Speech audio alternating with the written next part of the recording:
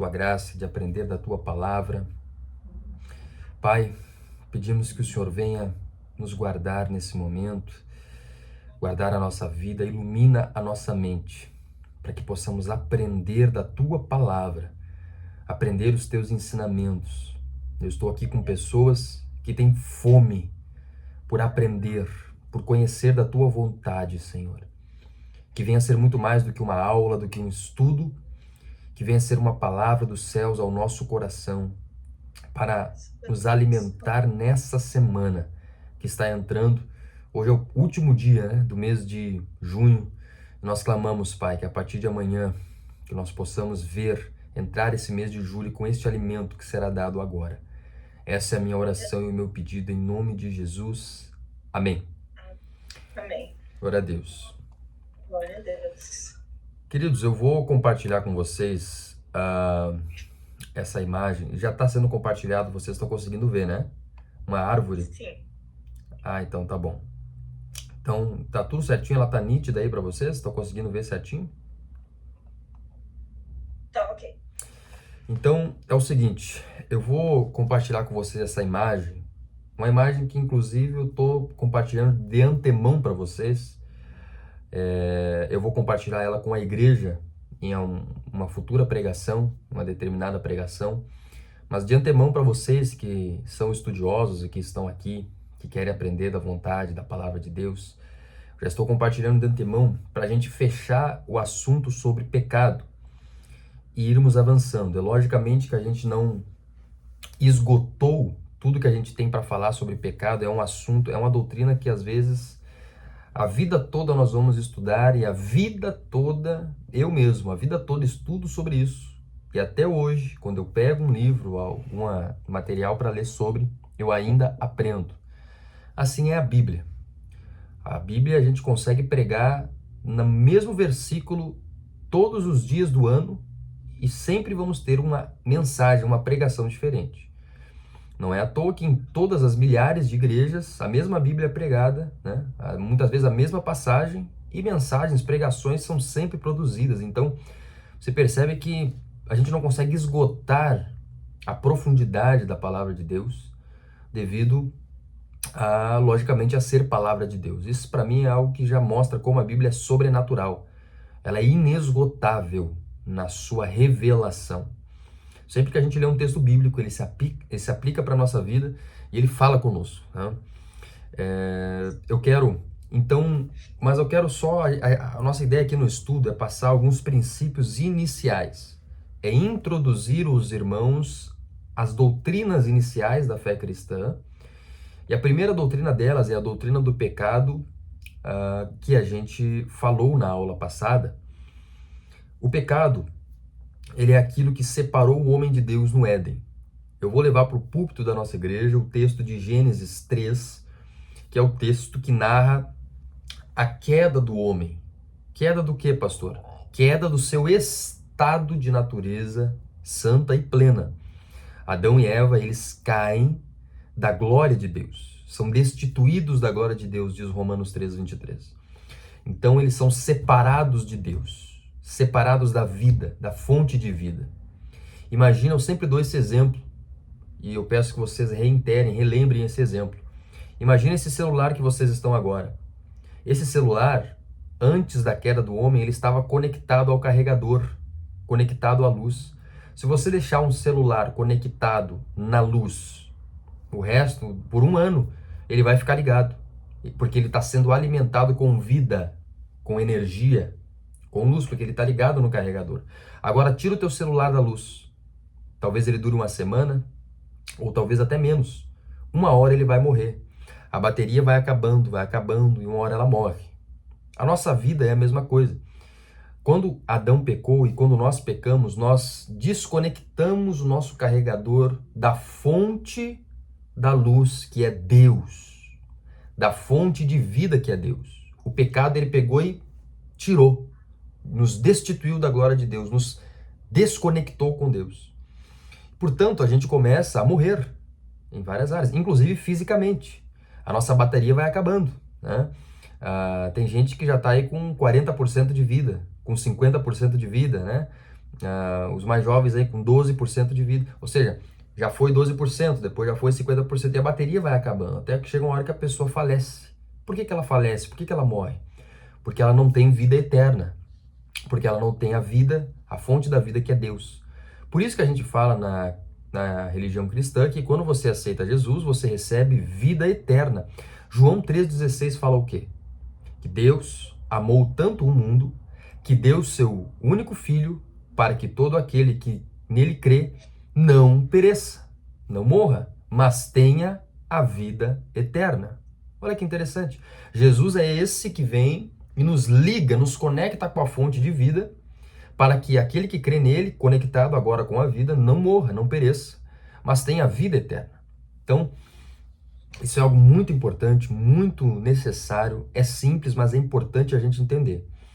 E o pecado, queridos, eu trouxe essa imagem já para começar com vocês aqui do estudo bíblico. Quando a gente levar isso para a igreja, vocês já vão estar dominando esse assunto. É como se fosse essa árvore aqui, ó. Você imagina comigo essa árvore. Essa árvore aqui, eu peguei uma imagem que não tem frutos, mas imagina aqui nessas folhas aqui, imagina maçã, né? Imagina algum fruto aqui, alguma fruta nessa árvore, nos galhos dessa árvore.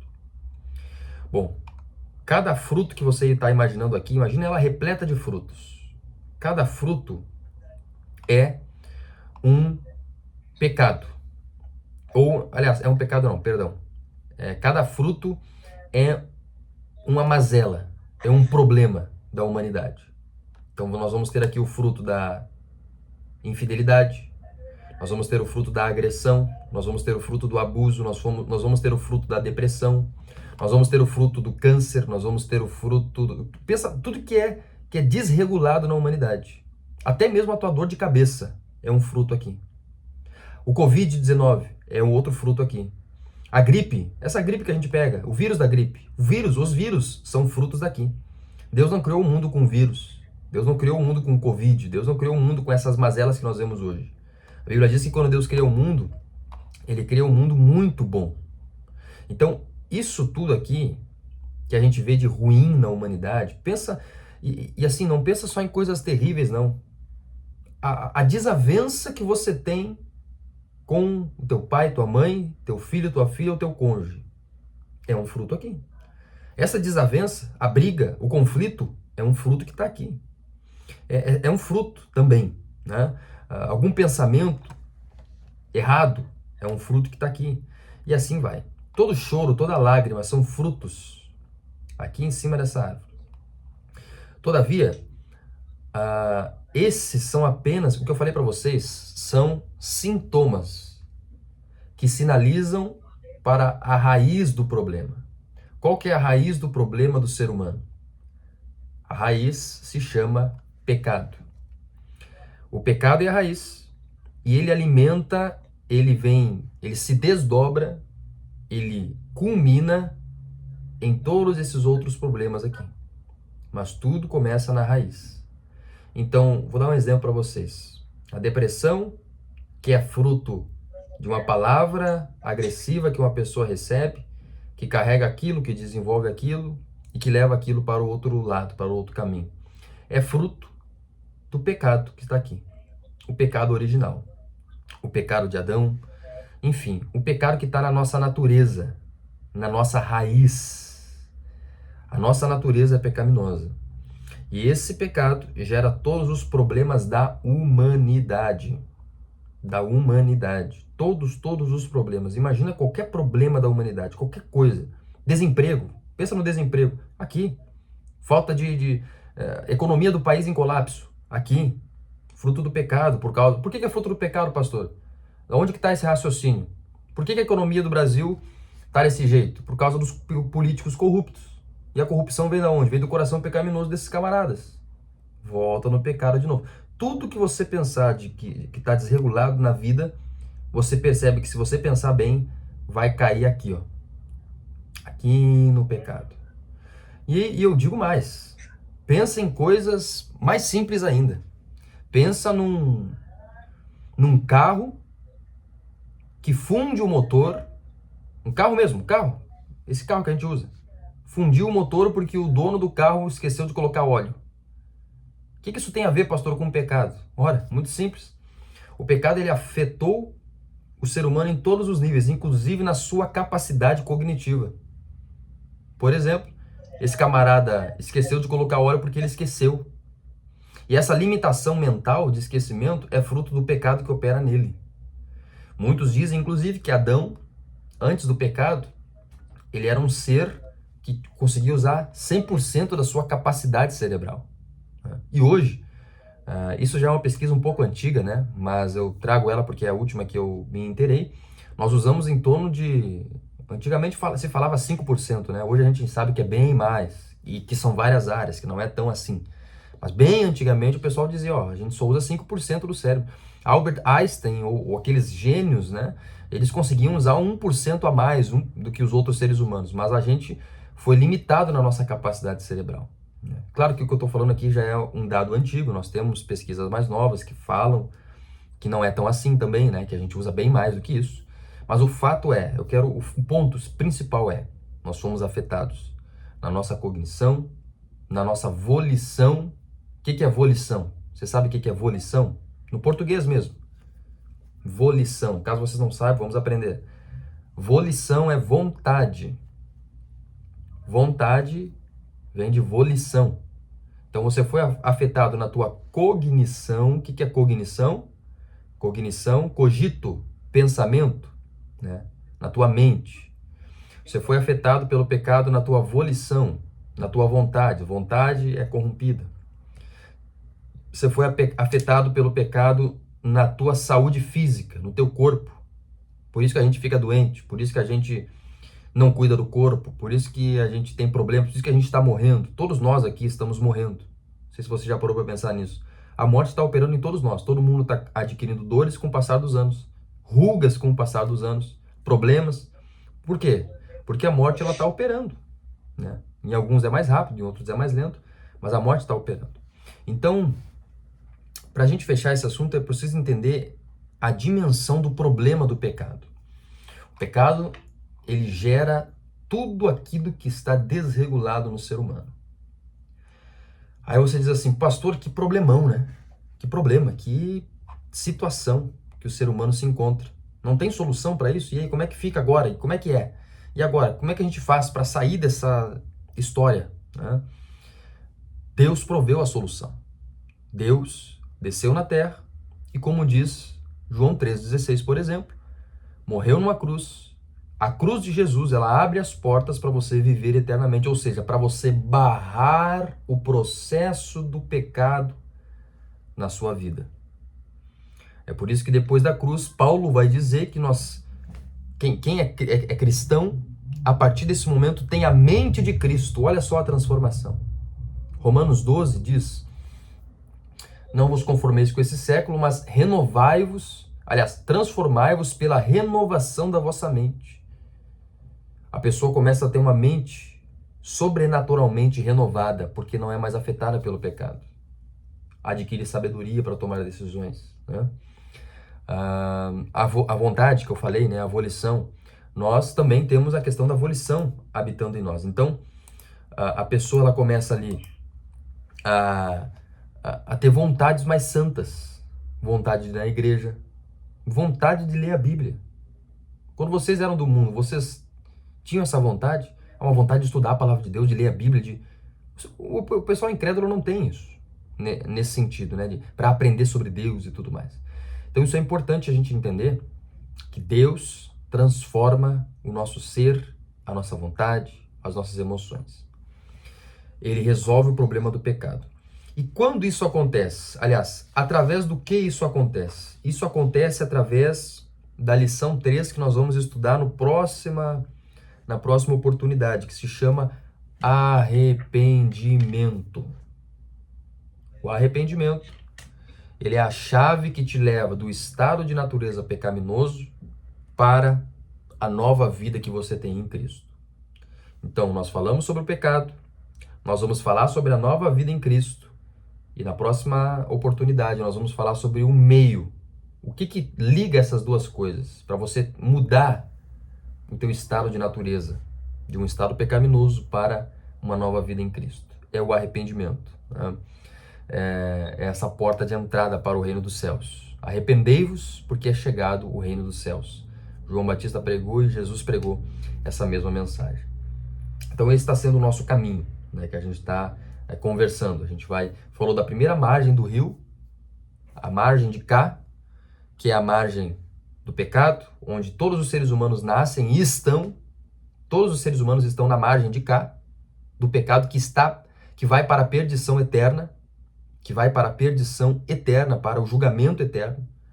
Para você passar o rio, para você atravessar o rio na margem, para a margem da nova vida em Cristo, a margem das pessoas que vão para a eternidade com Deus, a margem das pessoas que vão morar eternamente com Cristo, viver eternamente, né, no paraíso, nos novos céus, nova terra que Jesus vai criar, nessa outra margem, onde não existe choro, não existe dor, não existe pranto, porque o pecado não está nessa outra margem.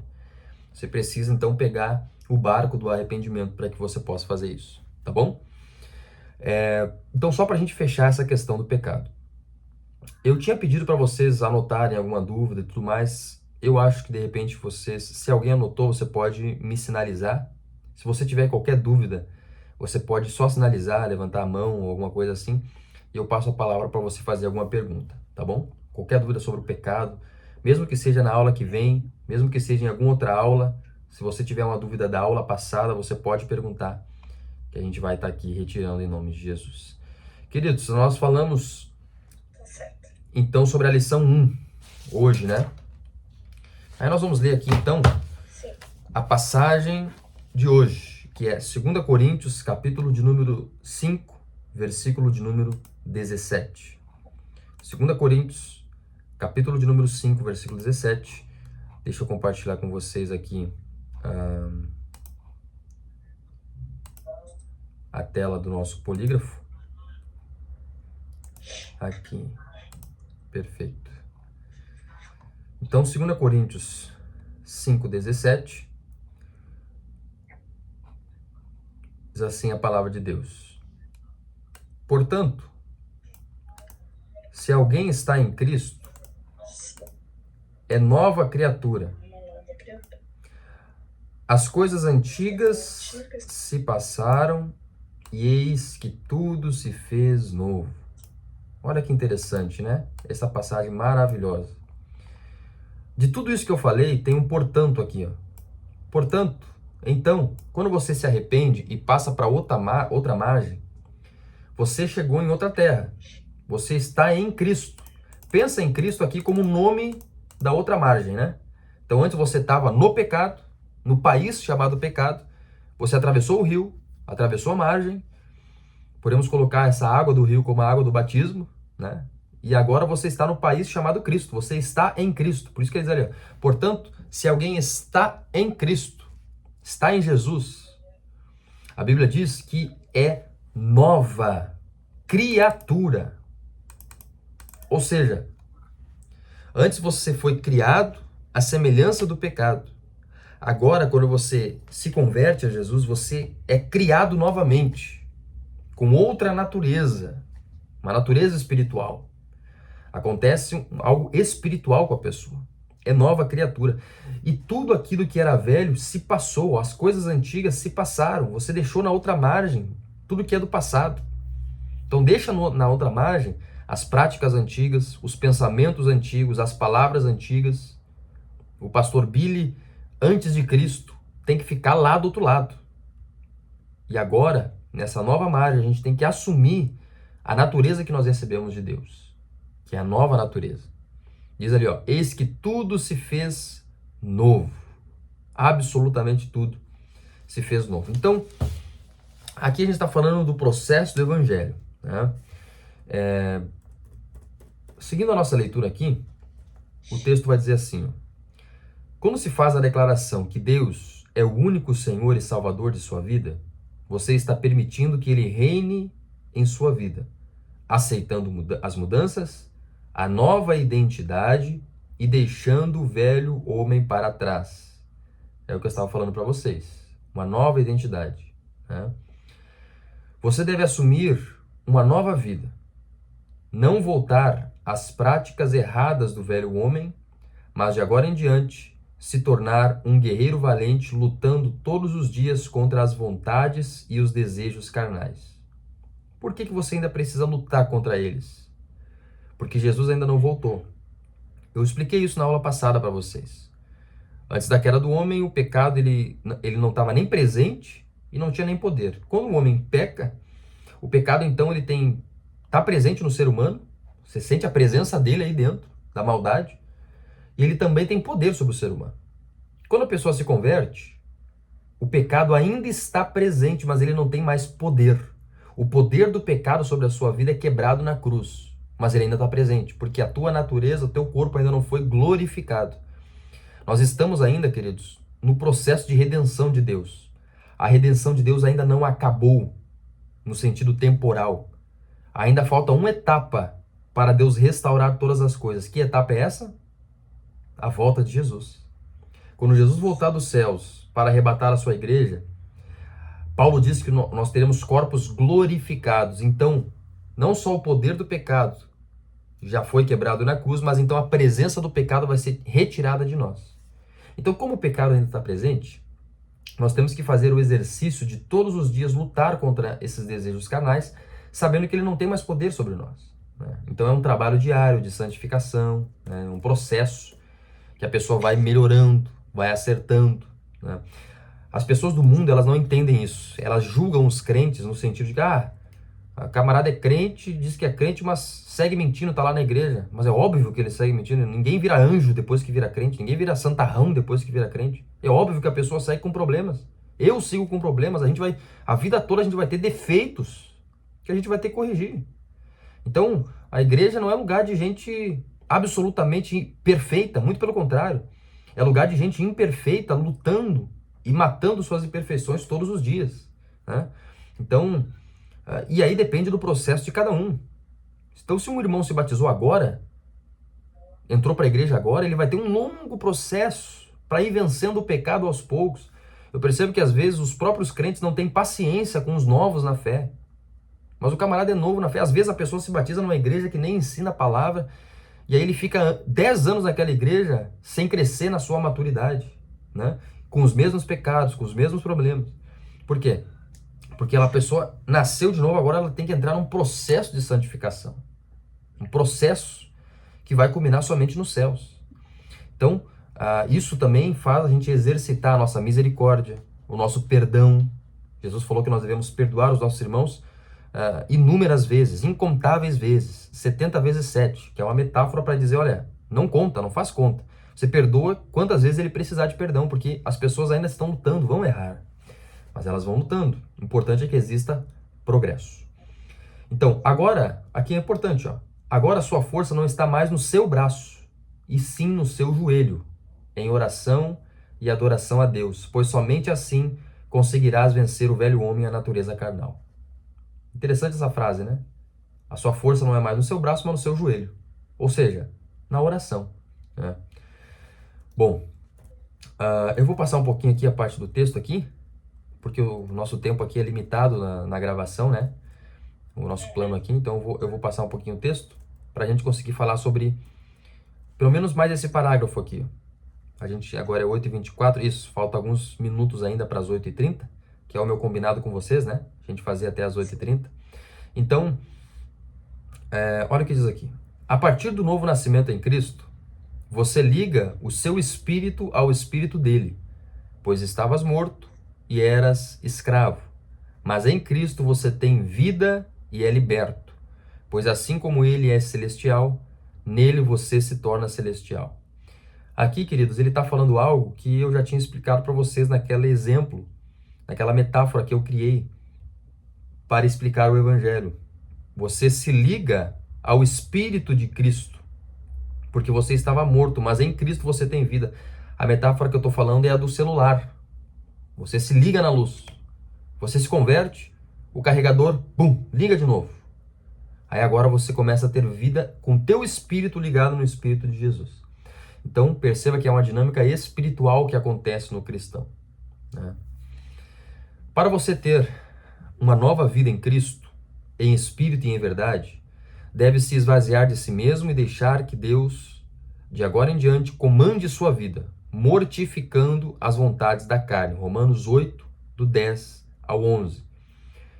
Se você tiver tempo na sua casa, eu aconselho você a dar uma conferida nessas referências bíblicas aqui, é importante. Eu não tenho tempo de ficar abrindo cada uma, mas folheie a tua Bíblia, isso é um exercício maravilhoso, você folhear a tua Bíblia, você conhecer a tua Bíblia, anota na tua Bíblia, registra, marca. A Bíblia não pode ficar... Se você vê uma Bíblia sem nenhuma marcação, é uma pessoa que não lê Bíblia. Já começa por aí. Você sabe uma pessoa que não lê Bíblia pela Bíblia dela, né? É uma Bíblia toda certinha, toda assim, sem nada, né? A não ser a minha Bíblia de pregação, que eu não anoto nada porque ela tem que ficar bonita para mim pregar, né? Mas a minha Bíblia pessoal, ela tá absolutamente toda marcada. Uma Bíblia de uma pessoa que lê tem que estar marcada, tem que estar rasurada, tem que estar rabiscada, anotada. Então, anota, lê esses versículos aqui, né? Por exemplo, a mortificação das vontades, ela é importante, as vontades da carne.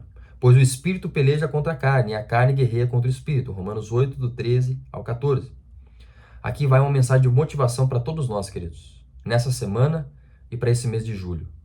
Seja forte e valente.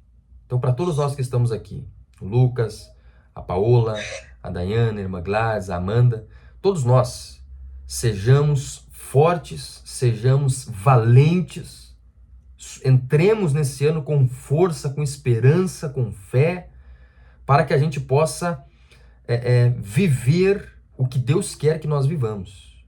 Ser cristão é coisa para gente valente, para gente corajosa, para gente forte.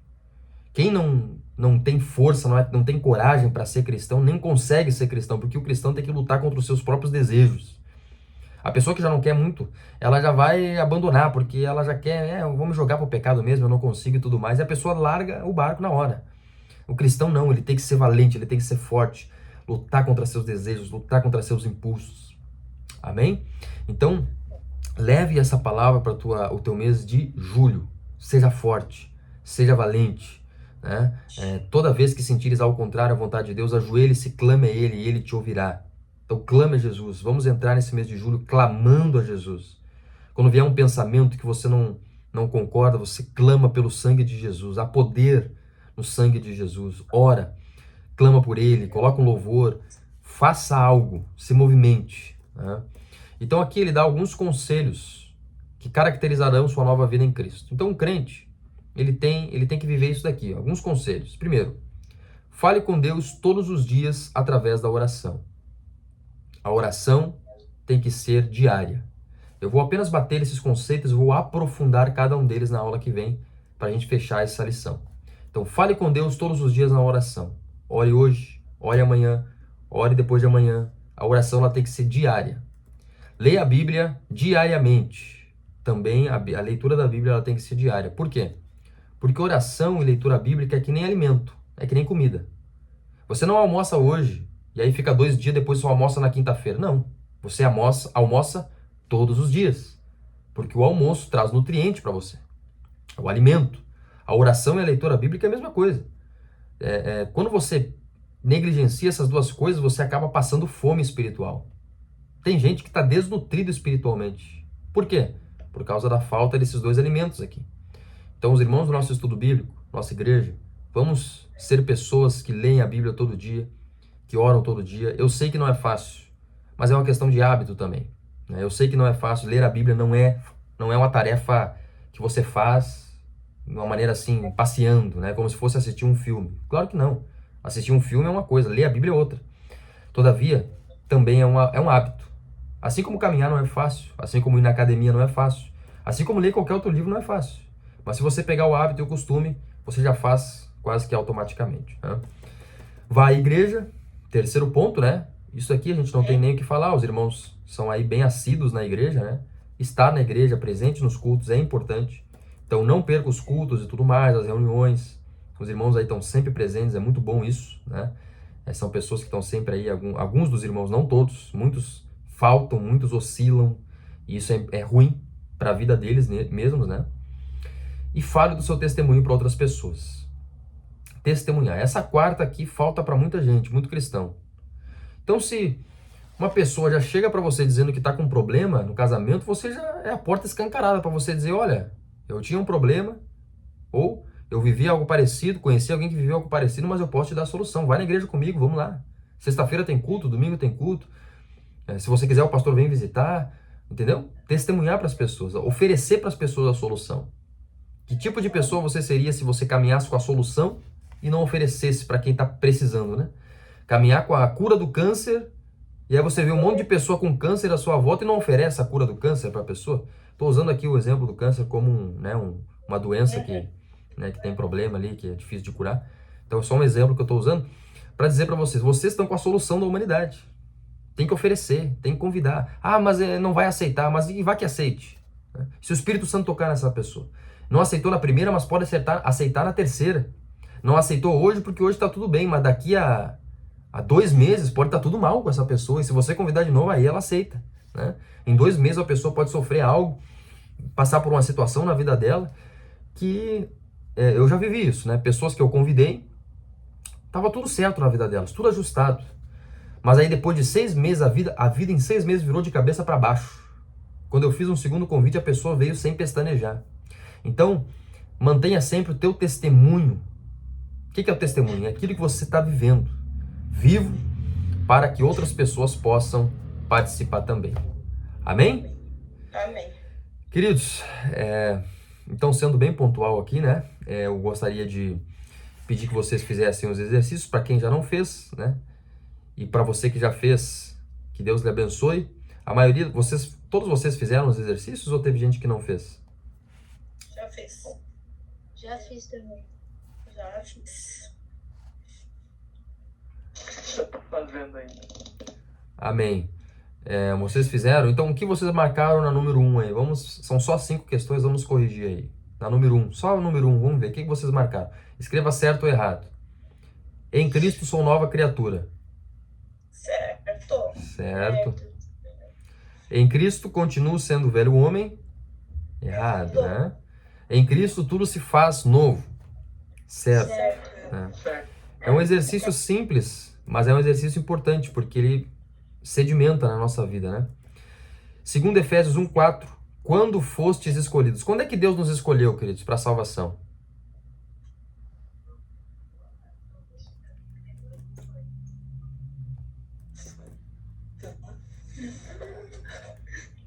Pode falar. Não tem certo ou errado, pode falar. Foi antes da fundação do mundo que a gente foi separado por Deus Amém. É isso aí. e para Ele. Amém. Amém.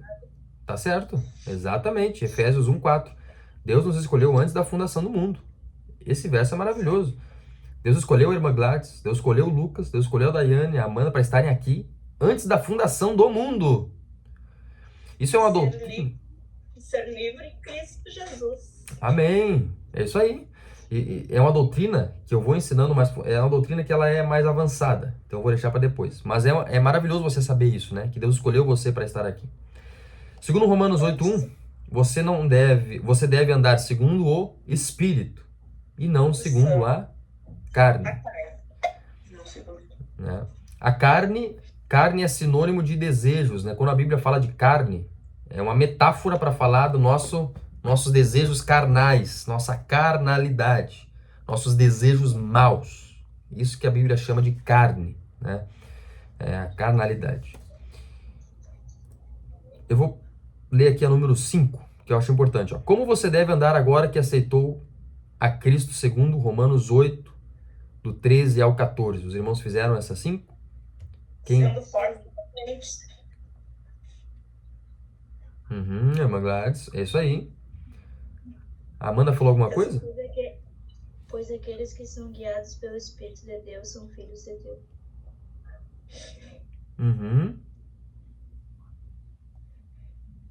Segundo a vontade de Deus, né? Sim. São criados são filhos de Deus e devem andar segundo a vontade daquele que os chamou, né? Segundo a vontade de Deus, devem andar como Cristo andou. Então, como filhos de Deus, você então tem que... É que nem um filho biológico e o pai biológico. Você anda que nem ele, você fala que nem ele, você é como ele, você nasceu de Deus. Né? Então, a tua natureza ela é transformada. Alguém tem alguma pergunta? Na próxima aula, nós vamos falar da lição 3, o arrependimento. O arrependimento é o que leva você da velha vida, para você vencer o pecado, para a nova vida em Cristo. Então é importante que fala da chave que liga, né? E a gente aí vai construindo o nosso conhecimento. Né? O nosso conhecimento, a gente vai falando sobre a Bíblia. Vai ser bem legal essa aula, onde nós vamos falar sobre... eu vou ensinar para vocês como é que a Bíblia é estruturada. Nós vamos falar sobre oração, nós vamos falar sobre fé, nós vamos falar sobre batismo. Nós vamos falar sobre Santa Ceia. Aqui nós temos as irmãs, né? Acho que a Amanda, eu sei que não é batizada. A irmã Gladys, a senhora é batizada? Não. A senhora não... A senhora me contou que nunca tinha ido em igreja, nem nada do tipo, né? Olha aí. Pra ver, né? Muito interessante, muito admirável, né? A irmã nunca tinha ido em igreja, tá aqui nesse frio, estudando. E tem crente de 20 anos de igreja que não se anima a fazer um estudo. Então, são coisas que me deixam impressionado. Eu vou até parar de falar, que senão eu já fico louco. Né? Porque é uma coisa que não tem explicação, né? Mas, enfim. Então, nós vamos, Deus abençoe, viu? Nós vamos falar sobre batismo, nós vamos falar sobre Santa Ceia, nós vamos falar sobre discipulado e tudo mais. Tá bom, queridos? Que Deus abençoe. O aplicativo aqui me avisou que termina em alguns minutos a nossa chamada. Eu vou fazer uma oração para nós finalizarmos e aí vamos descansar nessa noite. Você vê, né? Poucos minutos, meia hora, 40 minutos, já nos dão um conhecimento tremendo. Vamos orar por vocês? Que Deus abençoe a vida de vocês. Pai, nós oramos nesta noite por esses irmãos que participaram deste estudo. Nós